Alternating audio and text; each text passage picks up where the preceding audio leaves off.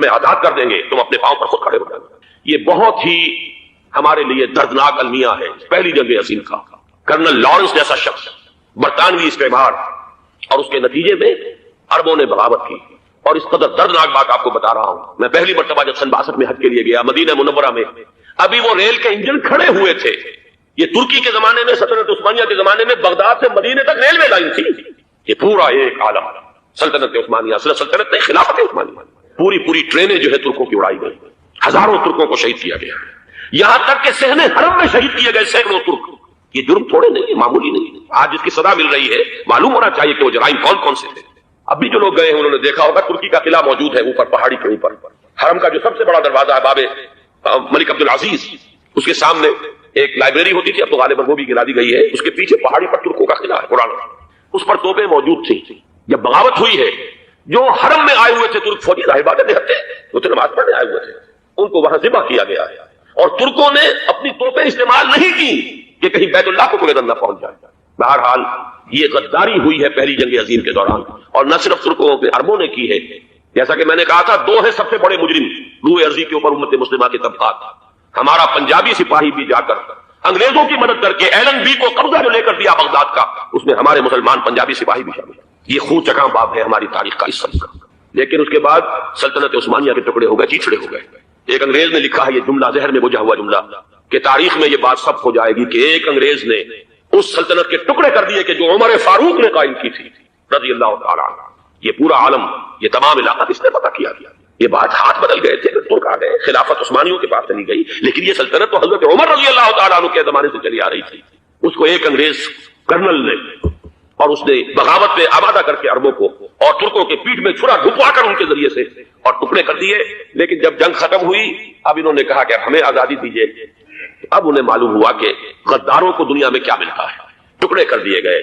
یہ حصہ عراق یہ انگریز کے پاس رہے گا، شام کا یہ علاقہ یہ فرانسیسیوں کے پاس رہے گا، مصر پر انگریزوں کا تسلط رہے گا، لیبیا اطالویوں کے پاس رہے گا، لے دے کر یہ جو علاقہ تھا حجاز، تو کہ وہاں کچھ تھا ہی نہیں، بوادٍ غیر ذی زرع، یہ عربوں کے پاس چھوڑ دیا گیا۔ اس وقت جو بادشاہ ہیں شاہ حسین اردن کے، ان کے دادا سب سے بڑے غدار وہی تھے، لہذا ان کو اس علاقے کی بادشاہت دی گئی۔ اس کے بعد نجد سے تحریک اٹھی، وہ سعودی جو خاندان ہے وہ نجد سے اٹھا تھا۔ نجد میں اس وقت کچھ بھی نہیں تھا، وہ تو صرف ریت کے تودے تھے اور کچھ بھی نہیں، لہذا ادھر کسی استعماری قوت کو دیکھنے کی ضرورت ہی نہیں تھی۔ وہ تو بعد میں تیل برآمد ہوا اور اس کی حیثیت ہو گئی، اور یہ امارات کا علاقہ جو ہے اس کی دنیا میں اب گویا کہ یوں سمجھیے کہ جو سب سے زیادہ اہم علاقے ہو سکتے ہیں روئے ارضی کے نقشے پر، ان میں سے ایک وہ ہو گیا۔ لیکن یہ اس وقت کی بات میں کر رہا ہوں، کوئی حیثیت نہیں تھی، لہذا اس کو چھوڑ دیا۔ یہ ہے تاریخی پس منظر، یہ لکیریں جو کھینچی گئی ہیں، یہ ایک ملت اسلامیہ کو جو قومیتوں میں تقسیم کیا گیا، پھر نعرے لگوائے گئے المصر والمصریین، الشام اور الشامیین۔ اب شامی ایک علیحدہ قوم ہو چکے ہیں، مصری ایک علیحدہ قوم ہو چکے ہیں، عراقی ایک علیحدہ قوم ہو چکے ہیں۔ یہ ساری تقسیمیں استعمار کی پیدا کرنا ہے، اس کا کوئی تعلق اسلام کے ساتھ نہیں۔ اب ضرورت تو اس بات کی تھی کہ استعمار کے پنجے جب یہاں سے کچھ ہٹے، دوسری جنگ عظیم کے بعد ایک دور آیا، امریکہ ابھرا ہے دنیا کی عالمی سطح پر سیاست میں، اس کے ہاں کچھ آزادی کے تصورات تھے، اس نے بھی سپورٹ کیا۔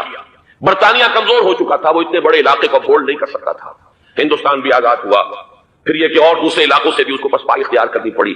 استعمار کے پنجے جس طرح بھی ہوئے، ان کے سینوں سے، عربوں کے سینوں سے جو ہے گویا کہ وہ ہٹے، لیکن امریکہ نے ایک اپنی بہت بڑی حکمت عملی جو اختیار کی، عالم عرب کے سینے میں اسرائیل کا خنجر پیوست کر دیا تاکہ یہ کبھی آزاد نہ ہو جائے، ہمارے انگوٹھے تلے رہے، ہماری پالیسی گورن کرے۔ یہ استعمار کا دوسری جنگ عظیم کے بعد، جہاں برطانوی استعمار، فرانسیسی استعمار رفتہ رفتہ یہ ہٹنے شروع ہوئے۔ صدر ناصر نے انگریزوں کو اٹھا کر پھینکا میڈیٹرینین میں اور دوسرے جگہوں سے، الجزائر نے آزادی حاصل کی فرانس سے، اطالویوں سے جو ہے لیبیا والوں نے آزادی حاصل کی، یہ ہو گیا، لیکن ایک خنجر پیوست کر دیا گیا اسرائیل کا سینہ عرب۔ اس صورتحال میں ظاہر بات ہے کہ ایک تو بڑی آئیڈیل پوزیشن تھی کہ پورا عالم اسلام متحد ہو، لیکن وہ تو بہت دور کا خواب معلوم ہوتا ہے۔ علامہ اقبال سے بڑا کوئی نقیب نہیں ہے ملت اسلامی کی وحدت کا، ایک ہو مسلم حرم کی پاسبانی کے لیے نیل کے ساحل سے لے کر تابخا کے کاشور، لیکن انہیں بھی اپنے لیکچرز میں کہنا پڑا کہ اس وقت جو صورتحال ہے پورے عالم اسلام کی ایک وحدت بن جانا تو تقریباً ناممکن نظر آ رہا ہے۔ اگر کسی طرح ایک common wealth of Muslim nations وجود میں آ جائے تو بھی بڑی کامیابی ہے، لیکن اس سے بھی پہلے یہ تو زیادہ آسان تھا کہ عالم عرب ایک وحدت کی شکل اختیار کرے۔ یہ تو ایک قوم ہے، اکثر و بیشتر ایک نسل یا زیادہ دو نسلیں کہتی تھیں، شمالی افریقہ میں بربر نسل بھی ہے، باقی تو سب عرب ہے۔ یہ پورا عالم ایک نسل، ایک زبان، پورے اتنے رقبے کے اوپر بولے جانے والی ایک زبان، یہ تو ایک ہو جائے افسوس یہ ہے کہ اس کا ایک ہو جانا، ایک شخصیت ابھری تھی جو مذہبی مزاج کی شخصیت تھی، جو دینی مزاج کی حامل شخصیت تھی، اگر اس کی قیادت میں عالم ہندوستان اور خراسان یعنی موجودہ افغانستان کا تھی۔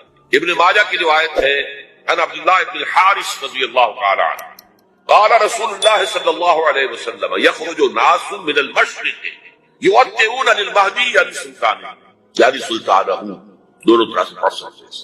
حضرت عبداللہ ابن حارث فرماتے ہیں رضی اللہ تعالی عنہ کہ حضور نے ارشاد فرمایا مشرق کی طرف سے وہ فوجیں نکلیں گی، لوگ آئیں گے جو عرب میں مہدی کی حکومت قائم کریں۔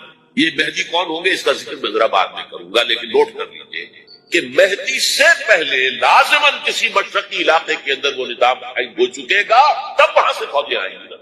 یہ مشرق کون سا؟ عرب کے مشرق میں آپ چلیے ایران بھی آ جائے گا، افغانستان بھی ہے، پاکستان بھی، اور اگر اسے اور توسیع دیں تو ہندوستان بھی ہے۔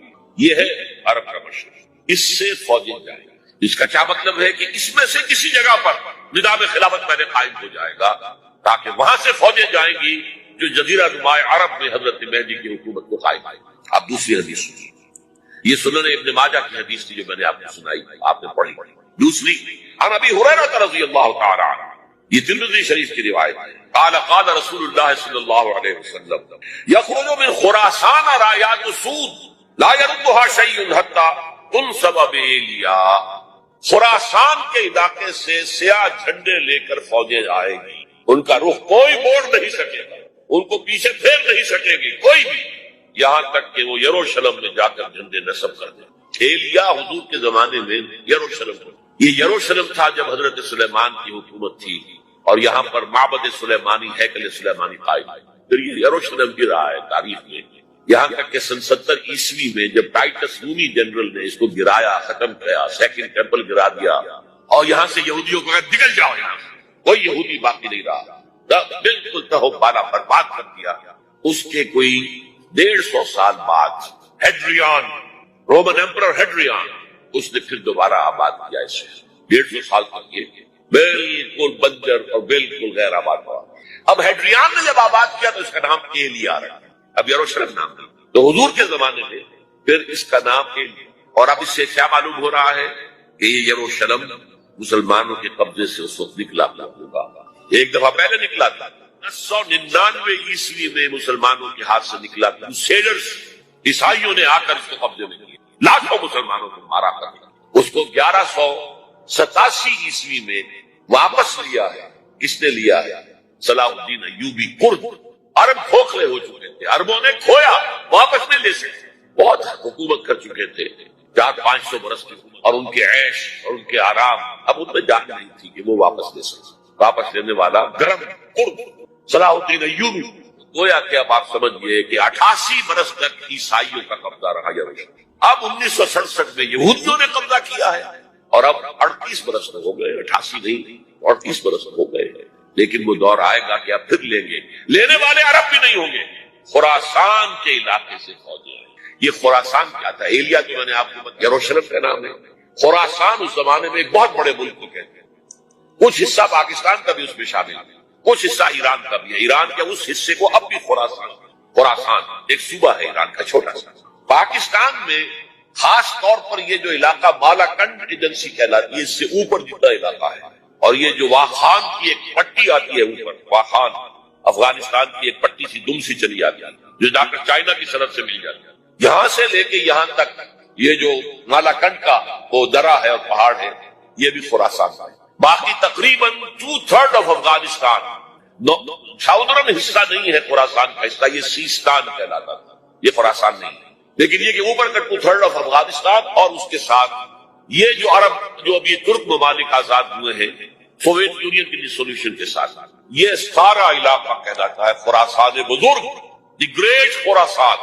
ایک مرتبہ ایک یہاں کا جو کاؤنسلیٹ ایران کا وہ آئے تھے میرے پاس، ان کے اہم آدمی، ان سے میں نے پوچھا خراسان تو پہلے دن کا خراسان ہمارا کیسی بات؟ نہیں مجھے خراسان، خراسان بزرگ، وہ جو دی گریٹر خراسان کی بات کر رہے ہیں وہ یہ تھے۔ پھر میں نے اور طریقوں سے بھی تحقیق کی، پہلے خیال تھا کہ پورا افغانستان اس میں شامل ہے، لیکن اب معلوم ہوا کہ نہیں، یہ جو جنوبی حصہ ہے یہ سیستان کہلاتا ہے، کچھ بلوچستان کا حصہ اس میں شامل تھا اور کچھ یہ جنوبی حصہ افغانستان۔ یہاں سے فوجیں جائیں گی اور یہ فوجیں جا کر خراسان سے چل کر